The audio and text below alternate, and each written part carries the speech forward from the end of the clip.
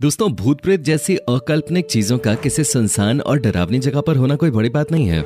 हम अक्सर इस तरह की कहानियां सुनते आ रहे हैं, लेकिन तब क्या हो जब मंदिर जैसी जगहों पर ऐसी ऐसी रहस्यमयी बातें निकलकर सामने आने लगे जिनके बारे में सुनकर किसी के भी होश उड़ जाएं। जी आपने बिल्कुल सही सुना। आज के इस वीडियो में हम आपको ऐसी रहस्यमयी बातें बताने वाले हैं जिसे सुनने के बाद आप ये मानने पे मजबूर हो जाएंगे कि वाकई में भगवान है। इसलिए वीडियो में इसी तरह अंत तक बने रहें। और हाँ, अगर अभी तक चैनल को सब्सक्राइब नहीं किया है तो बिना एक पल की भी देरी किए फटाफट चैनल को सब्सक्राइब जरूर कर दें, क्योंकि इसी तरह के इंटरेस्टिंग वीडियोस हम आपके लिए हर रोज लाते रहते हैं। दोस्तों, न केवल भारत में बल्कि पूरी दुनिया में केदारनाथ मंदिर को सबसे मिस्टीरियस मंदिरों में से एक माना जाता है। केदारनाथ मंदिर भारत के उत्तराखंड राज्य के रुद्रप्रयाग नाम के जिले में स्थित है। भगवान शिव का यह मंदिर हिंदू धर्म के सभी तीर्थ स्थलों में से सबसे शुद्ध माना जाता है। और इस मंदिर के बारे में एक बहुत ही प्रचलित मान्यता ये है कि जो कोई भी जाकर इस मंदिर में पूजा कर पाता है वो बहुत ही खुशकिस्मत होता है, क्योंकि मान्यताओं के अनुसार इस मंदिर तक पहुंच पाना हर किसी की किस्मत में नहीं होता है।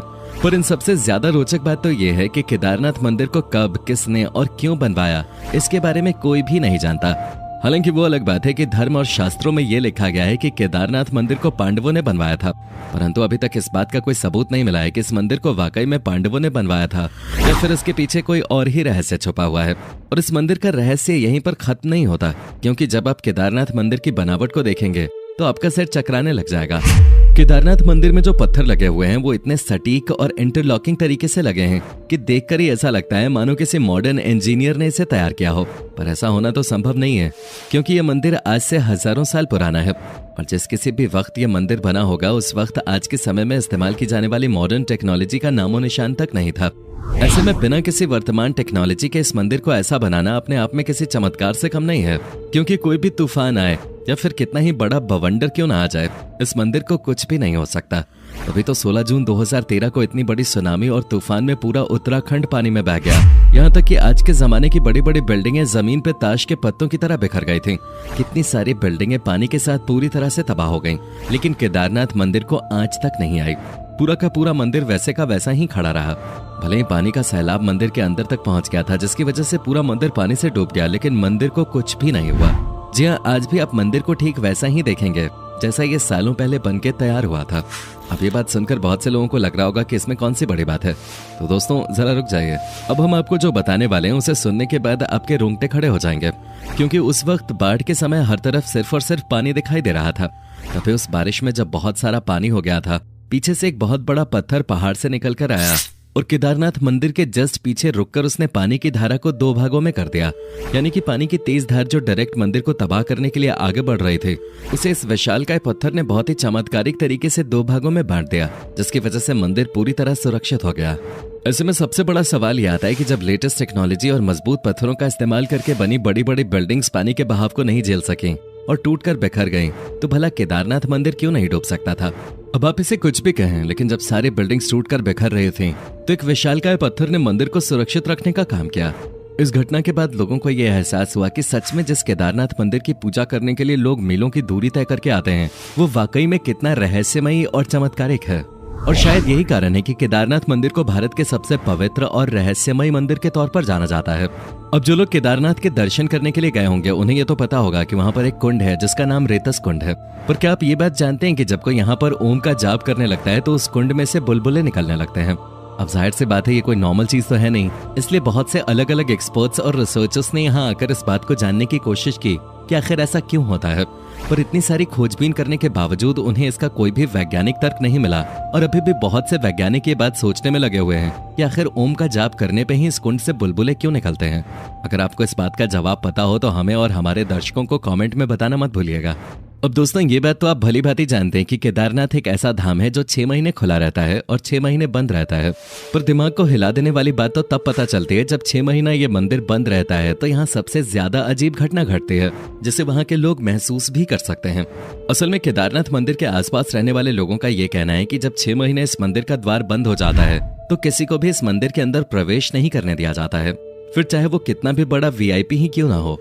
एक बार अगर मंदिर का कपाट बंद हो गया तो वो सीधा 6 महीने बाद ही खुलता है और पूरे 6 महीने मंदिर में किसी भी प्रकार की कोई साफ सफाई नहीं होती है।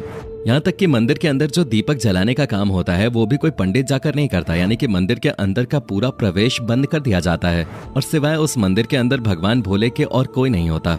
क्योंकि एक बार जब मंदिर बंद होता है तो वो सीधा 6 महीने बाद ही दर्शन के लिए खुलता है। पर जब मंदिर का कपाट 6 महीने बाद खुलता है तो लोग ये देखते हैं कि उसके अंदर का दीपक लगातार जल रहा है। और जाहिर सी बात है दोस्तों, अगर आप किसी कमरे को 6 महीने तो क्या 6 दिन के लिए भी बंद करके चले जाएंगे तो जब उसे दोबारा से खोलेंगे तो उसमें बहुत सारी धूल मिट्टी और तरह तरह के कीड़े मकोड़े घूमने लगेंगे। यानी कि जिस हाल में आपने उस कमरे को छोड़ा होगा उस हाल में तो कमरा बिल्कुल भी नहीं होगा, क्योंकि कमरा बंद हो या फिर खुला हो, अगर हम उसमें साफ सफाई नहीं करते तो प्रकृति किसी न किसी तरीके से उस पर अपना कब्जा करना शुरू कर देती है, फिर चाहे धूल मिट्टी के जरिए हो या फिर छोटे छोटे कीड़े मकोड़ों के जरिए। लेकिन जब स्वयं ब्रह्मांड को चलाने वाले भोलेनाथ किसी जगह पे हो तो प्रकृति की क्या मजाल कि वो उस जगह के आसपास भी फटक सके। तभी तो पूरे 6 महीने बाद जब केदारनाथ का कपाट खुलता है तो वो बिल्कुल भी गंदा नहीं होता। जिस स्थिति में पंडित कपाट को बंद करते हैं उसी स्थिति में कपाट को खोलने पर अंदर का मंदिर बिल्कुल उसी स्थिति में मिलता है। अब चलिए, ये बात तो फिर भी हजम हो जाती है कि कपाट बंद करने के 6 महीने बाद जब मंदिर को खोला जाता है तो उसमें सब कुछ बिल्कुल वैसा ही होता है। लेकिन 6 महीने तक लगातार बिना किसी की सहायता के दीपक का जलना सच में एक बहुत बड़ा चमत्कार है। यहाँ तक कि लोगों का मानना है कि केदारनाथ के इस मंदिर में 6 महीने तो इंसान भगवान शिव की आराधना करते हैं, लेकिन जब कपाट बंद हो जाता है तो उसके बाद 6 महीने तक दूसरे देवी देवता आकर भगवान की पूजा करते हैं और इस बात का सबूत जलता हुआ दिया चीख चीख कर देता है। वरना क्या आपने कभी सुना है कि किसी मंदिर में 6 महीने तक एक दिया जल ही रहा है और वो बुझने का नाम ही नहीं ले रहा? इस तरह का चमत्कार सिर्फ और सिर्फ केदारनाथ में ही हो सकता है। इसलिए कहा जाता है कि केदारनाथ मंदिर में भगवान की असीम शक्तियां मौजूद हैं।